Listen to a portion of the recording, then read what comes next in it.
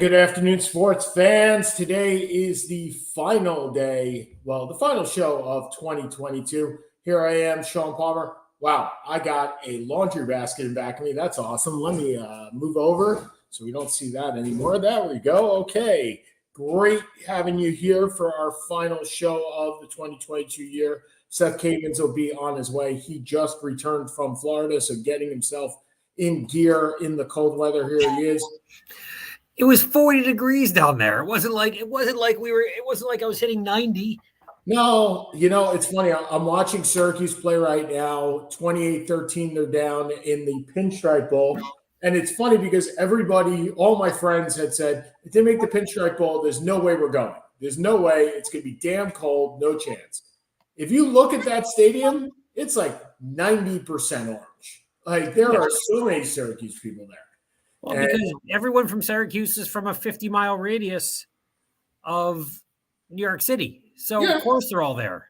Yeah, that's true. So, that's Seth Cavins. I'm Sean Palmer. Seth and Sean Sports, as I said, last show of 2022. And every year we make the New Year's resolution that we're going to be better on getting our shows every week. This year we didn't do too bad. I think we missed only 4 shows. Now, the first was that – why is there a ton of feedback? But I have no idea. The unfortunate part is that probably 50% of them were in the last month. So we missed 2 out of the last 4 shows, and that generally happens because of the holiday season. So apologies to everybody. So do you want to start or end with Pele? Because we have to. I think you start. I think we'll start. Okay. So I'll let you handle. We talked a little bit about this a couple of weeks ago as to who the greatest soccer player is. And it seems like there's no disparity of this. It is him and him alone. So yeah, I think so. I mean, he won 3 World Cups. He's just universally seen as the greatest soccer player of all time. Died earlier today at the age of 82. It's a little harder to tell because I don't believe he ever played in Europe. He always played in South America. And it's hard. I don't know the South American soccer world from a team standpoint as opposed to a national team standpoint. Especially in the 1970s, right? Yeah, it was a little before my time. He did end up going to the New York Cosmos at some point in the mid 70s and played there, which was pretty much an all-star team. But he was beloved in every way. And, he was, I think they won, was it 58, 62, and 70, something like that. 50, 60. But, we talk about how in most sports, there is typically the one guy. With hockey, it's Gretzky. With, with football, you could say it's Jim Brown. I say it's Jim Brown. Other people say you could say it's Brady or Taylor. Maybe not Taylor, but there was always the one. Pele is the one. And the hope was he was going to at least make it through the World Cup, which he did. It would have been fantastic to see Brazil win, under those circumstances.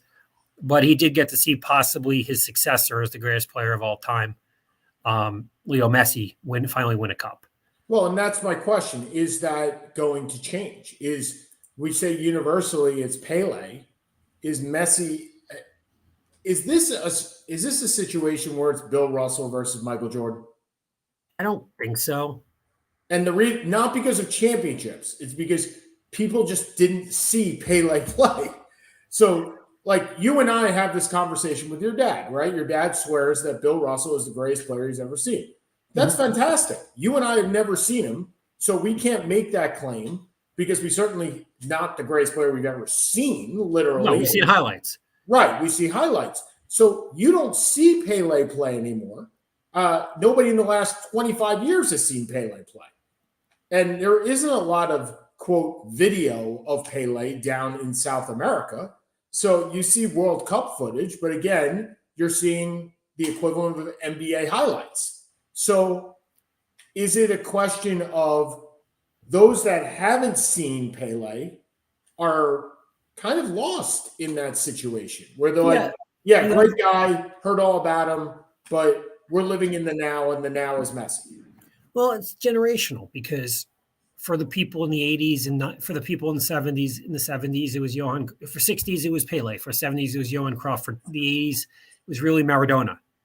In the last 15, 20 years, it's been Cristiano Ronaldo and Leo Messi. Look, let's remember, Pele retired in 1977.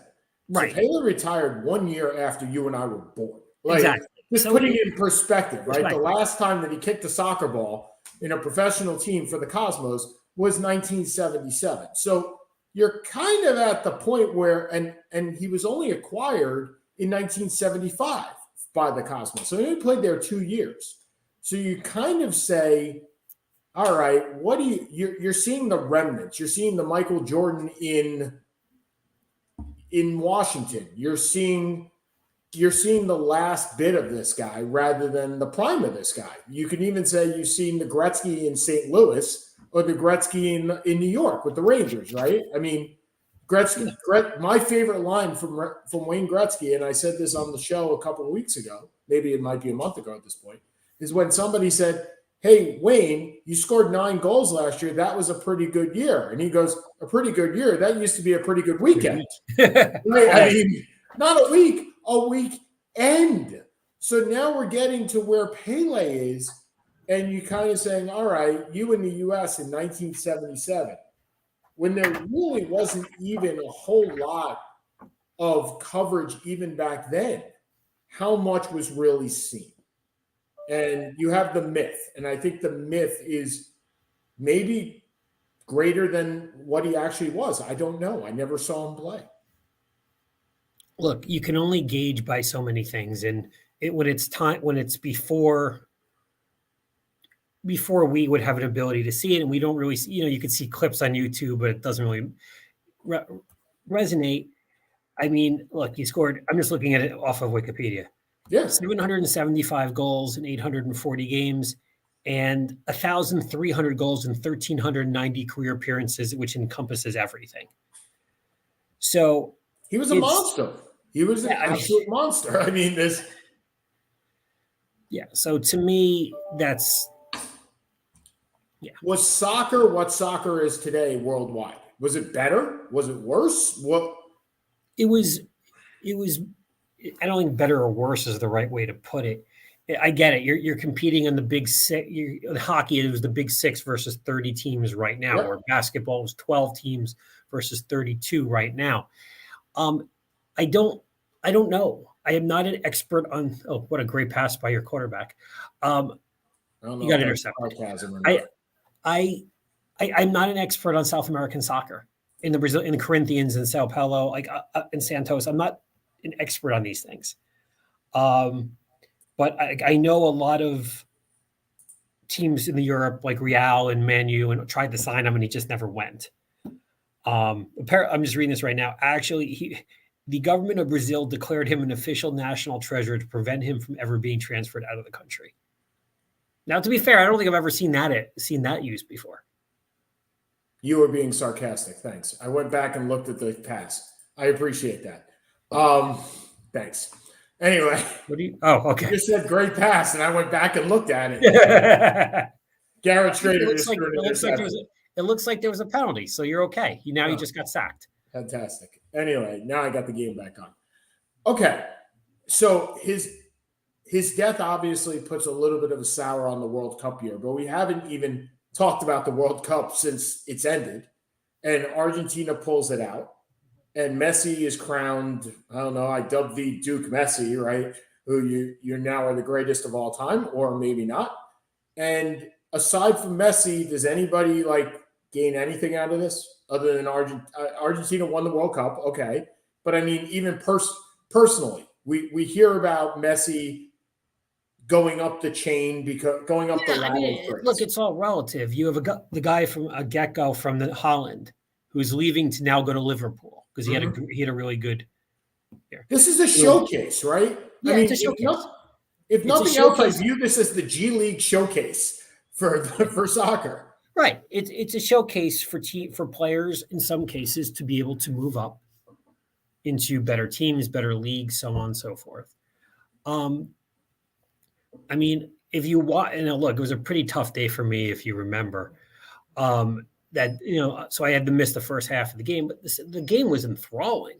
The second half and the overtime were fantastic. And, it's just a shame it ended in penalty kicks, which we've talked about ad nauseum. As is what it is. Right. Yep. I mean, to me, a golden goal makes all the sense in the world. Like, it's not like football where one team scores and the other team never gets a chance to get the ball back. Soccer, you're not scoring the first 15 seconds. Like, we can talk about it and talk about it and talk about it, but we're never going to change it. I think you're more likely to see an Elam ending in the NBA than you ever are going to see golden goal in World Cup soccer. I think they like the fact that there is the intrigue. They like the fact that there is the tension on goal kicks. They like the fact that it's over, right? It's over at a certain time. It's not prolonged forever. I think they like that. And that's fine. That's just not for me. And I'm never going to be a fan of that. Okay, I wanted to move on to something else. I looked at the schedule the other day for January 1st. Now, when you and I were growing up, January 1st was meant for one thing and one thing only. You went to bed early in the morning. You went to bed early at night. I was 10 years old. I'm not staying up to midnight and all that. Mm-hmm. I'm getting up at around 8 or 9 o'clock. I'm doing a couple of things around the house. I'm settling in. At 1 o'clock starts the bowl games, whatever game that is. And it is all day. It is starting at 1 o'clock and it is going all day, probably until the Orange Bowl that night, probably around 8 or 9, 10 o'clock. Orange and Sugar. It was usually at the Cotton Bowl and two other bowls at 12 or 1. You had the Rose Bowl at 5, and then you had the Sugar Bowl and the Orange Bowl at 8:30. Right. That's what I'm saying. So the games are over at 11:30. And if you were lucky, we had the next day off because then you could stay up to watch the end of whatever bowl game that was late. Yes. Seth, have you looked at the January 1st schedule today or this year? No, because it's all the NFL games. Right. There is not one college game. Right, because they're not going to go. They're all playing on Monday. They're not going to go against the NFL. I get it. I'm not sure if I like that. In fact, I know I don't like it. It is. I don't know if it's. I guess it's the NFL beating their chest. Is that because last week? Why would either side want to screw around on this? Why would you not, hold on, why would you not flip it? Why would you not have, hold on, the NFL play on Saturday like they did last week, and have 1 or 2 games on Sunday, and have your regular slate of college football?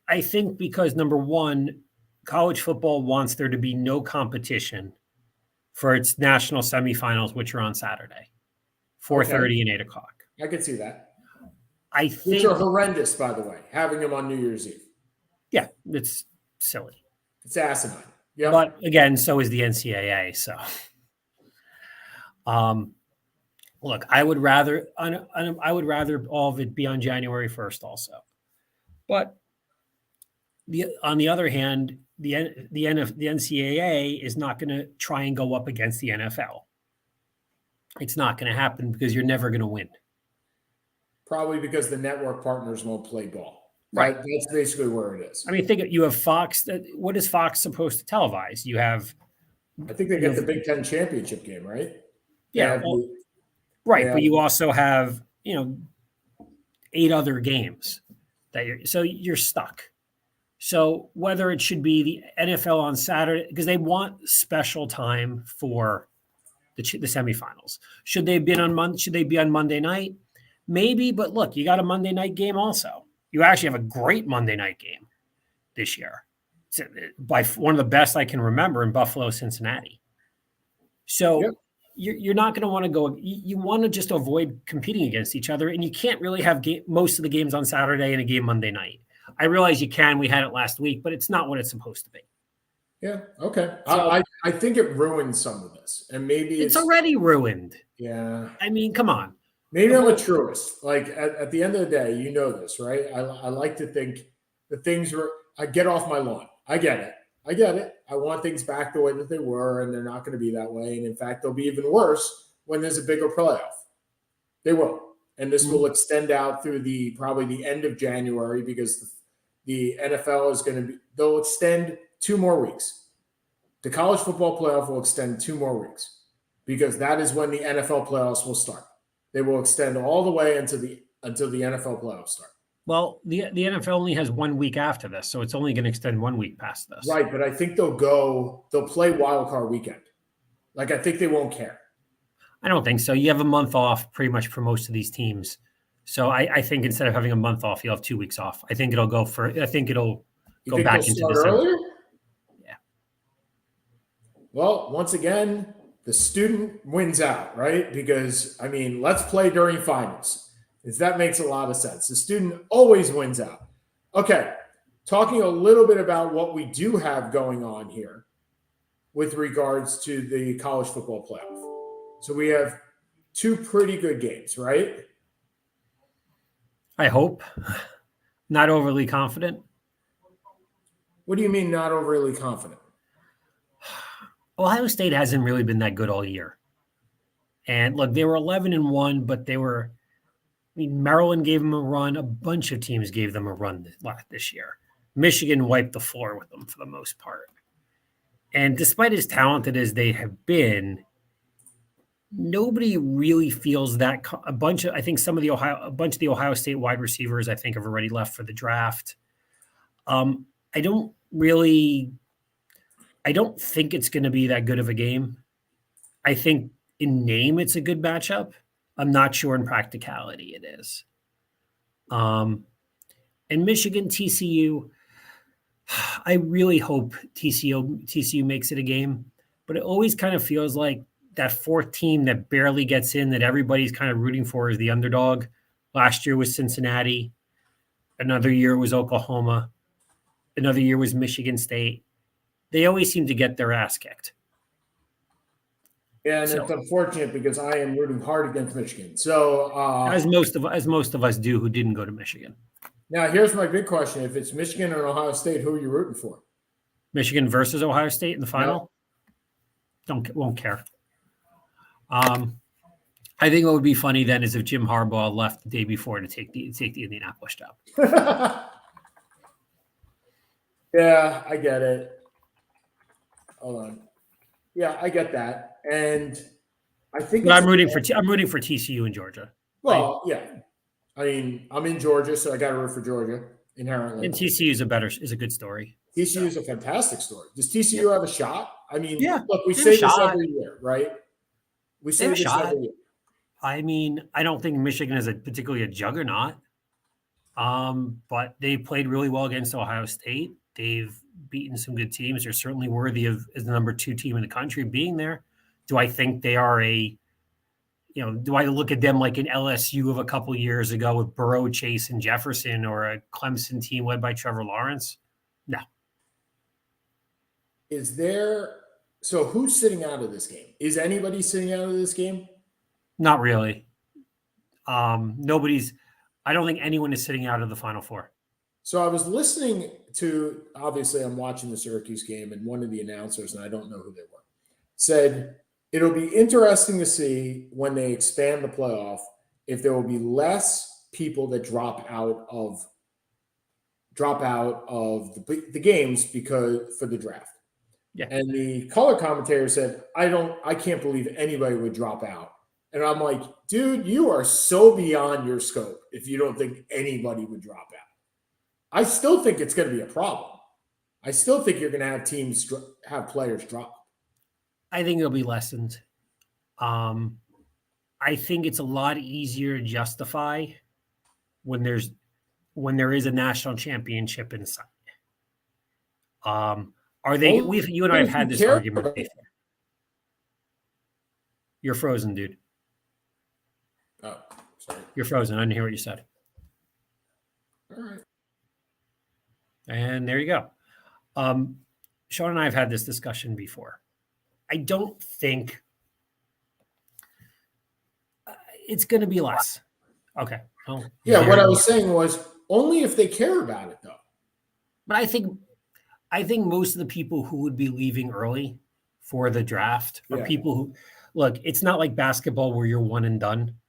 You have to play a minimum. You have to play a minimum of 3 years.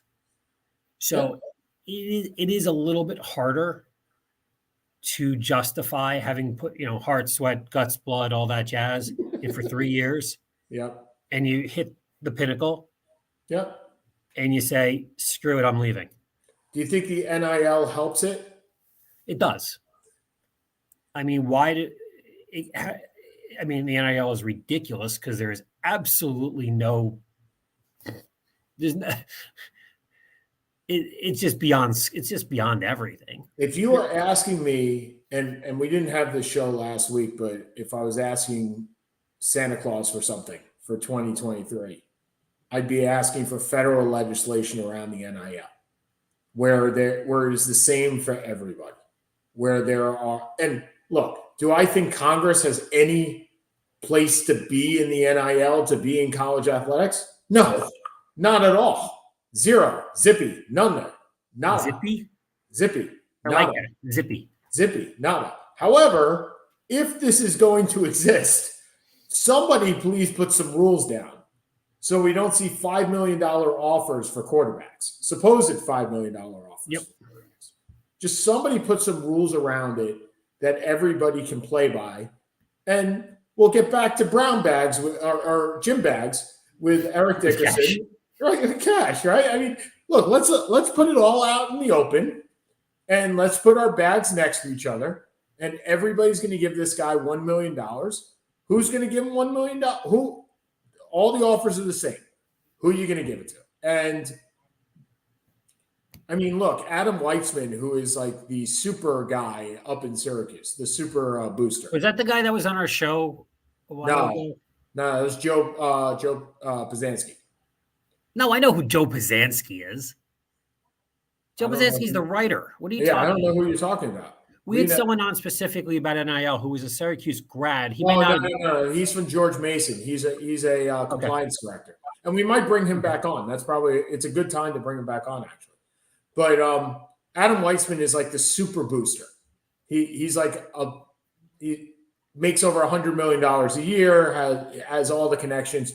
He's the guy from Blue Chips, the guy that carries around the guy that carries around the bags of money. Okay. Adam Weitzman has said, if any 5-star athlete comes to Syracuse, I will pay him an NIL of $1 million a year.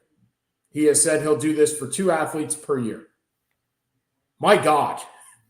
And still nobody's coming. We just lost out our top recruit to North Carolina last night. I mean, top point guard in the country, but whatever. But please have something that corrals this nonsense. That is what it is. Okay, switching gears a little bit. Your Brooklyn Nets. I call them your Brooklyn Nets. Holy cow. Yeah. 10 in a row, 11 in a row. Saw a little. Watched a little here, a little there. Is Simmons playing? Simmons is playing. Simmons is playing as he's still not exactly the scoring threat, but he's rebounding, he's passing, he's playing some decent defense, and they're what we thought we hoped they would be. But again, it's so temporary with this team. Or is transitory the right word? I'm not sure. You don't know what you're getting from one end to the next. I mean, he's averaging. I think 8.7 rebounds, 8.7 rebounds, 6 assists. Okay, he's a poor man. He's a poor man's Draymond. Yeah, if he's playing good defense, that's not a bad deal. And if you can play against the centers, look, we know this is Kyrie's last year, right? Mm-hmm. I can't imagine them re-signing Kyrie. Short of them winning a title, I can't either. And so this is it. This is your shot. Unless there's a sign and trade in the works with Kyrie, and I can't imagine anybody giving up anything for him. But look, now's the time right after the college football season ends. And look, pro football, I'm a Jets fan. I'm not seeing anything I like out there. So Well, you're seeing a lot that you like out there. It's just not your quarterback. yeah, we'll get to that in a second. But I think it's time I start. Isn't this about the time you start actually pretending to watch the NBA? Even Yeah. if you don't, even if you really don't watch it, you pretend to watch it. At least the West Coast games for you. Oh, for me, yeah. Although admittedly, I've been a little bit more tired than usual, but yeah. So I'm not staying up too as late to watch the 12 o'clock, 12:30 games. But Yeah, but busy season's coming, so we'll see what happens. yeah, I'm not ready.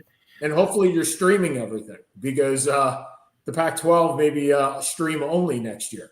Yeah, for what they're going to be receiving. I mean, and we even I don't think we even talked about the what do you call it, the Sunday ticket. No, well, that came out in the last week, so we'll get to that in a second. Talk about streaming. Oh boy. Now again, I'm not. Well, on the bright side, it's good for us. It's good for us. Well, let's talk about it. So YouTube and Google owns YouTube, paid I don't even know the $2 billion, right? It was $2 billion. $2 billion for streaming rights to the Sunday ticket. I think the satellite part is still being held by DirecTV because they need the ability to go to bars. Because bars can't stream, right? So, and now all the people that have cut the cord, yay, us, get this ability to now finally watch Sunday ticket. Now, I think the best thing that they could do, and it's been devised before and never succeeded, but now it is ripe for the picking. Would you pay $100 a year to have every Giant game, no matter where you are, if you lived out of market? If I lived out of market, yeah. Right. So the Sunday ticket's about $300 to $400, right? If I have Red Zone, which I do, and look, I'm the super fan, right? Sometimes I want to watch every single game, so I'll move around. But let's say I'm not the super fan, and I have Red Zone. I pay $5 for my Red Zone every month on YouTube TV, and I'm from Pittsburgh and I live in Atlanta. There is no shot of me ever getting a Pittsburgh Steelers game. If I am a Detroit Lion fan, I get one game a year. It's Thanksgiving. That's it, right? And maybe if I'm lucky, I get a Sunday night game, because if I get a Thursday night game, I can't watch it anyway if I'm not streaming to begin with. Does anyone not have Amazon at this point? I don't. You don't have an Amazon account? I use it through my brother, but I don't have my own. Okay. There are people that don't pay for Amazon for whatever reason. And there are people that don't get Amazon deliveries, by the way. Like, Amazon doesn't deliver everywhere in the country. There are people out of range. So if you're not getting Amazon deliveries, you're probably not buying Amazon. So the fact is, if I'm a Pittsburgh Steelers fan and I'm living in Atlanta, I pay $100 for every game of mine instead of sitting at a bar. Because if I sit at a bar, I'm going to pay at least $10 a beer to go sit at a bar. This is the time where they could get a tremendous wave of new subscribers just based on splitting it 32 ways. I hope they do. It's been talked about before. It's actually been talked about via antitrust, because why should you have to buy everybody's game? You should only be able to buy your own team. You should have the ability to you should have the ability. And then I could watch Zach Wilson really screw up every week instead of trying to find the stream where he screws up every week. But no, I don't think you're going to really have that opportunity anymore. You had asked me, 2 months ago, whether it was time to let go, right? I think you said, is this the end of Zach Wilson? And I said, I hope so, but I can't imagine him cutting bait with a second pick overall. I can now. Yep. The question is whether they go back into the draft or they look for a free agent. I think they go free agent. I realize, well, here's why.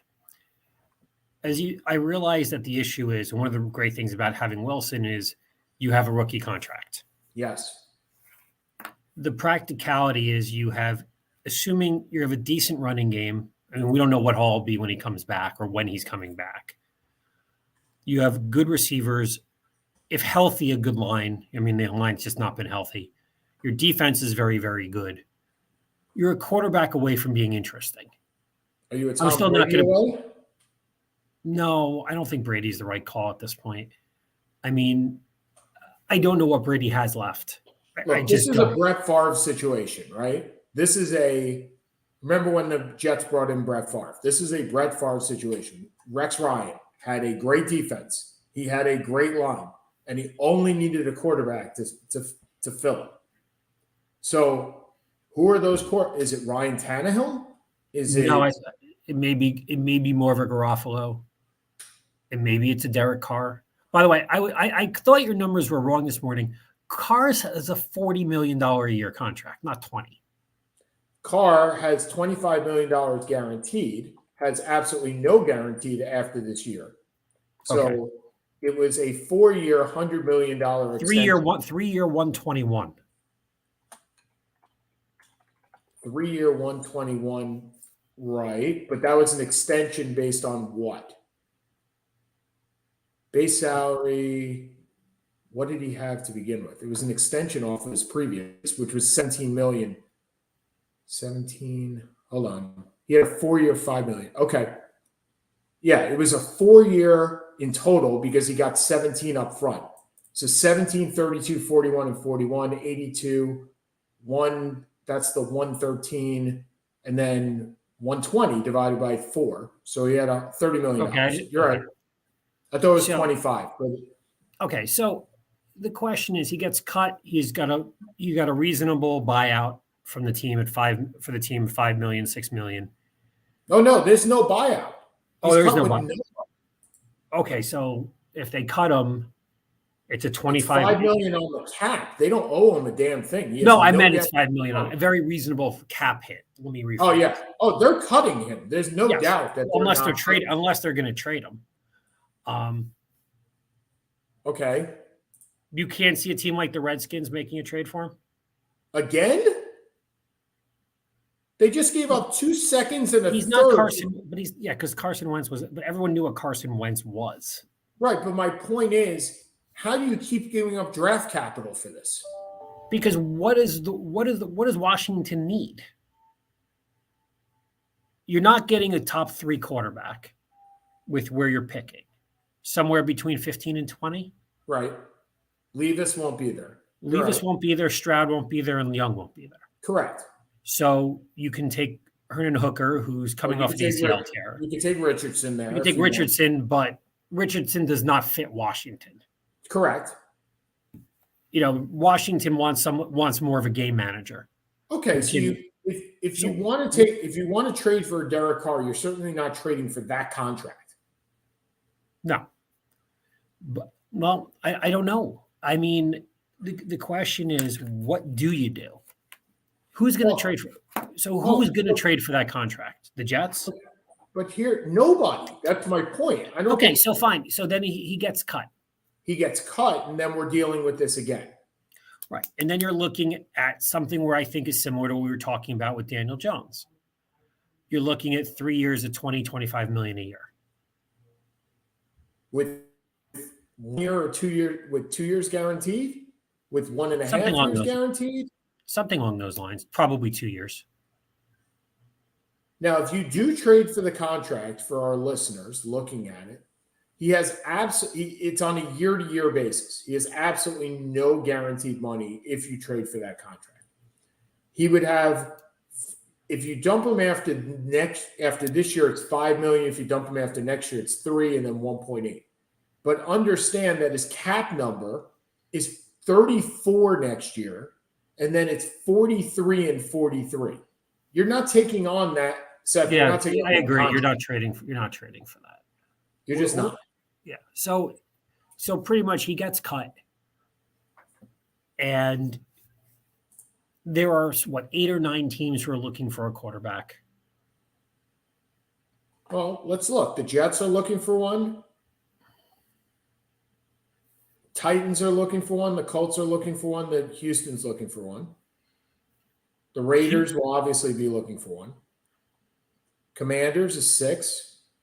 Lions, I don't know. I don't think the Lions are. Okay, so 6. Carolina, 7, Tampa, perhaps. New Orleans. 8, 9, yeah. And the Falcons probably still are too, even if they have Ritter.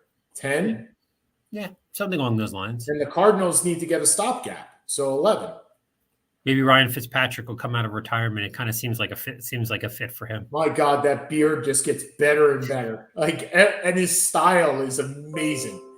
His style is off the chain. Literally, if you're talking about him, it's off the chain. So you're right. You have 11 teams, 10 or 11 that need quarterbacks. Your quarterbacks that are going to be out there are Bridgewater, Garoppolo. I'm looking at like second guys. Tannehill, Matt Ryan's done. Nick Brady. Foles, Brady, Carr, Daniel Jones, Mike White. Mike White's a free agent? Yeah, I think he's an unrestricted free agent. Of course he is. Because why would he not be if you are a Jet fan right now? Mike White's hold on, I'm gonna look this up because nope, not that Mike White. That Mike White retired a long time ago. Mike White is making $2.5 million. He is an unrestricted free agent at the end of this year. Woohoo! So in order to put the franchise on him, you are giving him a $21 million raise. Yeah, that's not going to happen. It's not going to happen. So maybe you don't trade him. Or do you come back to Teddy Bridgewater? No, I don't think you're doing that. You're not. I don't know. Look, they like Bridgewater. Everyone likes Bridgewater as a, pardon the pun, bridge. But you're not winning a title, I don't think, with Teddy Bridgewater. But yeah. I can see Carr in New Orleans. I think that's a fit. I can see Carr. I mean, there's a couple, because he's going to go to a place. He's not going to go to a team that's rebuilding because they're not going to want him. He's going to go to a team that's got talent that can make the playoffs with him, with a quarterback away from the playoffs. The Jets make sense. The Buccaneers, if Brady leaves, make sense. The Saints only make sense if they get a lot more help. The Saints are not a quarterback away. Nah, if they're healthy. Carolina's a quarterback away. The Saints are still – forget – this year to me is an anomaly. The whole team has been hurt again. New coach. I'll give them a 1-year pass on it. I still think they have talent. So Tampa Bay is 7-8. And yes, they have – hold on. New Orleans has talent if they ever get healthy. Yeah. The problem is with that team, they're never, ever healthy. Nobody on that team is ever healthy. So, I mean, the NFL South is just awful. Tampa's 7-8, Carolina's 6-9, New Orleans is 6-9, and the Falcons are 5-10. Why can the Jets not be in the NFC South? They would be the winners of that division. So would the Giants, by the way. Yeah, well, look, nobody's. Although the Giants, I'll tell you, played excellent against Minnesota. I really did. Nobody's really thinking the Giants are making a run this year. Are the Giants a quarterback away from it? No. The Giants are a cornerback and 2 wide receivers away from being interesting. Did the Giants hurt themselves more than help themselves this year? No. Because after 10 years of real garbage, it feels like the team is on the upswing with the right staff in place. They brought in some good players. They have a lot of cap room. Yeah, I was just looking at that $54 million in cap room. Yeah. Without Daniel Jones. Right. Or Saquon. Right. So that's going to eat up. Saquon's going to be interesting because I don't know what they're going to do with Saquon. Well, let's assume you re-sign both to market value, whatever market value is. That's $30 million of that 54 is gone. Fine. So that still gives us some room for a cornerback, a wide receiver, maybe another lineman. I mean, maybe a tight end. Look, they're 3 or 4 players away from being interesting. Like, they're interesting because they play really hard. But when your best receiver this year is Darius Slayton, yeah, who was supposed to be cut and would have been the number 5 quarterback receiver if they had everyone healthy and played. That's why people killing Jones makes absolutely no sense to me. I mean, the Giants win the game if Richie James catches both balls. They brought in a guy off the practice squad I had never heard of. He caught 7 balls. Like, they have no receivers, none. They have no, with their cornerbacks. Bradbury is, one of the 5 best in the league. He's in Philly. Dory Jackson's done a nice job, but he's been hurt. They're getting there on, they're futzing their way through. Right. And, that's just what it is. No, but I also don't know if I'm Minnesota, if that's the team I want to play in a rematch. Oh, no. Because the Giants play very hard. They don't make stupid mistakes. And, I don't think the Giants can beat San Francisco. I don't think anybody can beat San Francisco. What'd you say? I don't think anybody can beat San Francisco. Dude, their quarterback's Brock Purdy. I'm telling you right now, I don't think anybody. If it was Garofalo, then they would be my favorite in the NFC. I'm not sure who my favorite is with a 7th round draft pick. But yeah, their defense is really good. Their running game is phenomenal. But also Debo's hurt. So I don't think they're an unbeatable team. But I think they can certainly compete with Minnesota. I mean, look, Minnesota beat them on a 61-yard field goal at the buzzer. And it was a bad defensive call by Martindale to play before. It was just silly. Whoever the division winner is out of the South, they could certainly beat. Although they're not going to be the 5 seed because that's going to be Dallas. So we'll see. Yeah, I mean, look, we'll make our predictions.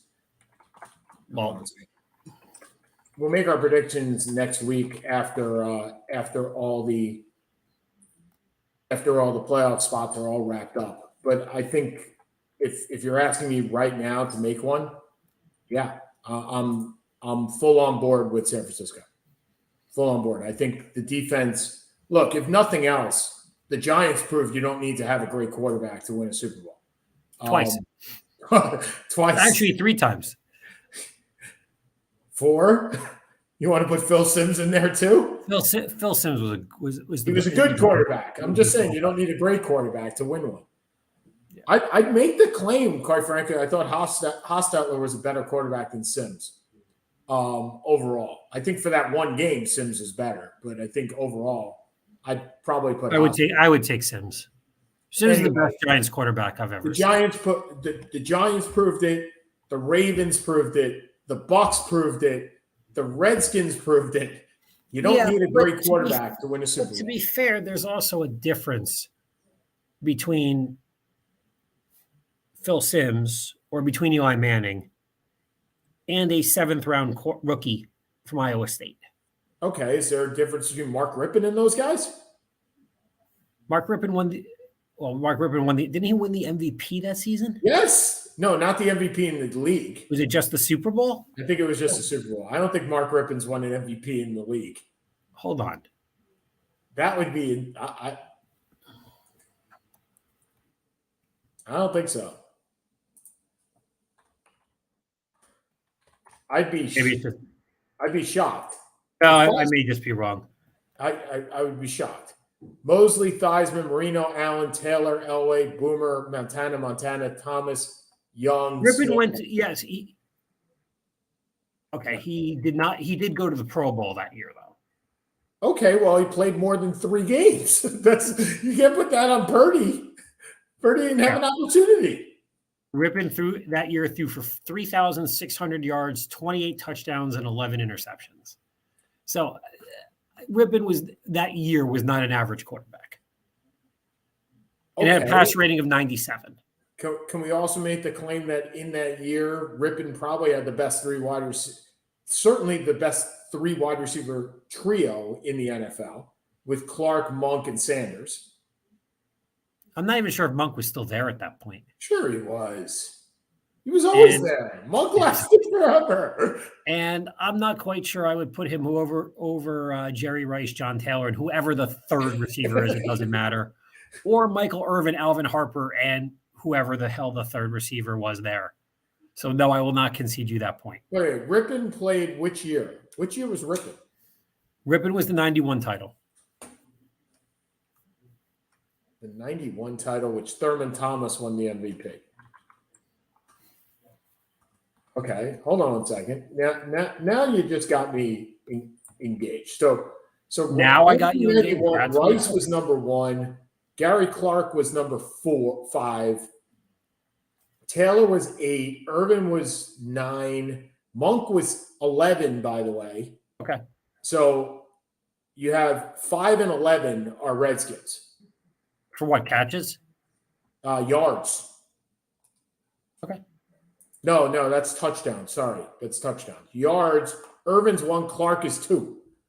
Clark is 2, and Monk is 8 or 9. So they have they're the John Taylor is like 12. Okay. Would you take Jerry Rice and John Taylor over Art Monk and Gary Clark that year? I'd take those guys anytime, but I'm talking about the third guy. It's all about the third guy, my friend. It's all about Ricky Sanders. It's all about Ricky Sanders. By the way, I did notice something. I wanted to. Have you ever heard? Hold on a second. NFL receiving leaders season. I was wondering if you've ever heard of this guy, because I didn't until about 2 minutes. I don't know, like 2 days ago. Charlie Hennigan. Yeah, he was a receiver for the Houston Oilers in the AFL. He had 101 catches one year. Do you know Charlie Hennigan has the 8th most in NFL history in a season? Well, he had 101 catches. I understand, but I'm just saying in 1961. So if you go through the list of, and this only came up because obviously Justin Jefferson is climbing that ladder, right? First of all, he did it in 14 games. So the average yards was 21.3. 21.3. The next highest in the top 20, was Josh Gordon at 18.9. And other than that, nobody was over 18. Calvin Johnson was 16, by the way, in a 16-game season. Do you know Charlie Hennigan is not in the Hall of Fame? I'll be honest, other than he had 101 catches in a season, I don't. Hold on, that would be That's my somebody wife. telling you he should go in the Hall of Fame. Give me 2 seconds. Yeah. Go ahead. Seth Kamens, how may I help you? No, we all know who that is. Anyway, so yeah, I think so. Charlie Hennigan puts up 44, 82, 54, 61, 101, 41, and 27 in a non-passing era, albeit in the AFL. Finished with an average of 16.64 yards a catch, 410 carries. First of all, the AFL was completely a passing era because that's all they did. All they did was throw the ball. Nobody is even close to this guy, Seth. Even in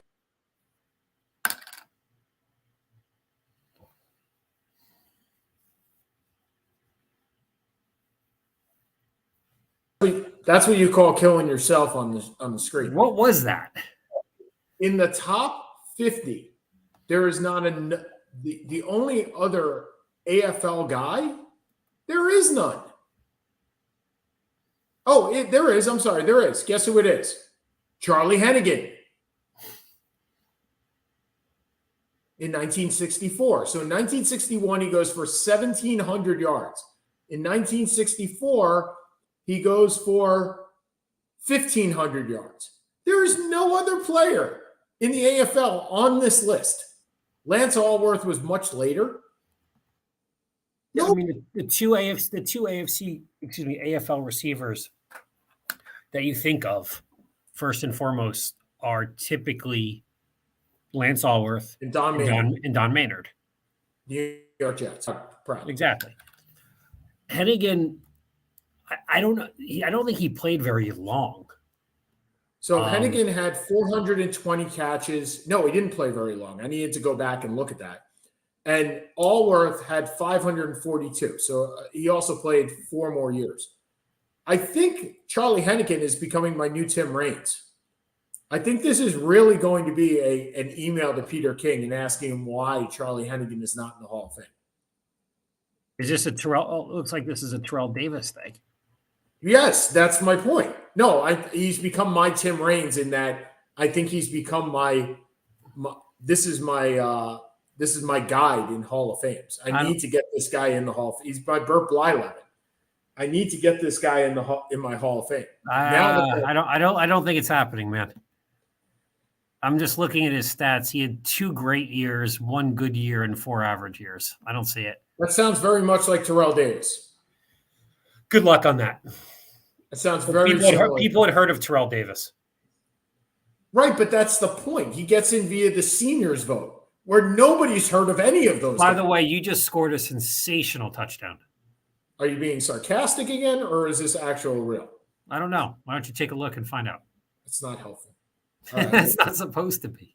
Hold on. I'm looking at it. All right, so scrambles. All right, he goes like 10 yards.